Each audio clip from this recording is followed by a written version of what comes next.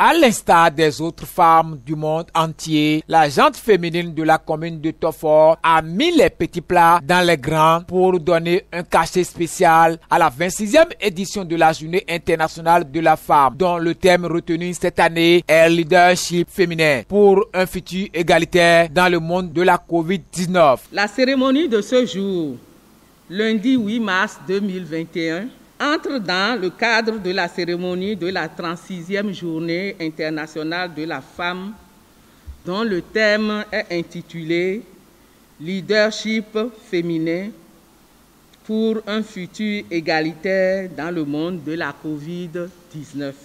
Cette thématique reste aujourd'hui d'une brûlante actualité en lien avec la résurgence de la pandémie du coronavirus dans notre pays. C'est le centre de jeunes et de loisirs de Toffor qui a servi de cadre aux différentes manifestations dans la matinée de ce lundi 8 mars 2021 devant un parterre de groupements et associations de femmes, des élus locaux et des représentants de mouvements de jeunes de tous les arrondissements de Toffor. Le leadership féminin résulte avant tout d'une décision personnelle de la femme à vouloir s'autodéterminer dans son milieu et dans la société. Aujourd'hui, la mise en place du microcrédit à l'AFIA par le chef de l'État, son Excellence le Président Patrice Talon, reste un levier puissant pour l'autonomisation des femmes. L'autre signe fort est le choix du chef de l'État d'une femme comme colistière pour la prochaine élection présidentielle.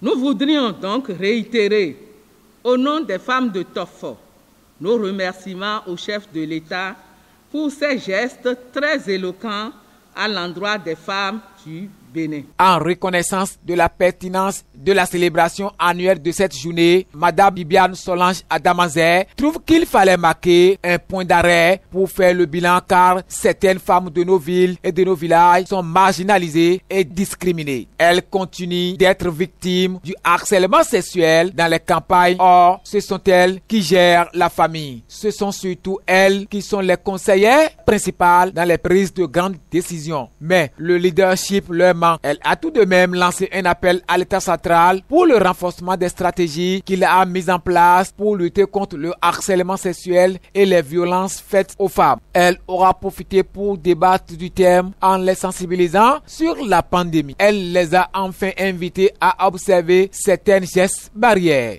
Au-delà du caractère festif de cette journée, nous devons de vous sensibiliser sur les gestes et mesures barrières afin que la COVID-19 ne frappe sauvagement dans nos rangs. La représentante des femmes a vite compris l'enjeu de lutte contre la COVID-19 et promet ne pas ménager aucun effort pour la poursuite de la sensibilisation avec ses pairs dans leurs hameaux et villages. Nous sommes certaines qu'avec les femmes, nous irons dans les marchés, nous irons dans les hameaux, nous irons dans les maisons, nous irons dans les centres de santé, un peu partout pour porter le message.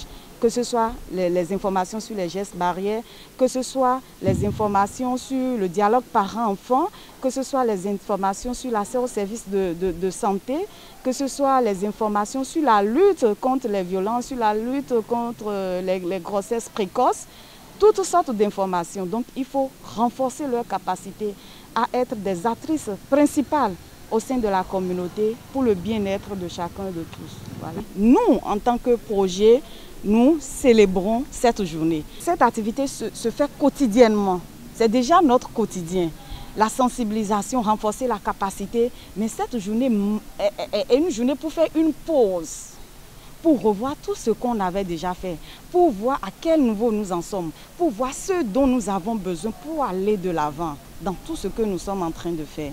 Donc, c'est pour faire une pause, c'est pour faire le point des activités, c'est pour voir si les droits sont respectés, c'est pour voir qu'est-ce qu'il faut pour davantage renforcer le leadership des femmes, qu'est-ce qu'il faut faire pour accroître leur capacité pour qu'elles aillent de l'avant dans ce qu'elles avaient l'habitude de faire. Comme l'occasion fait larron, la première autorité invite le peuple béninois à prier afin que les prochaines joutes électorales se déroulent dans la paix. Elle n'a pas oublié de montrer sa reconnaissance au président Patrice Talon qui a compris que derrière un grand homme se cache une femme en choisissant une femme comme sa coulissière dans le cadre des élections présidentielles prochaines.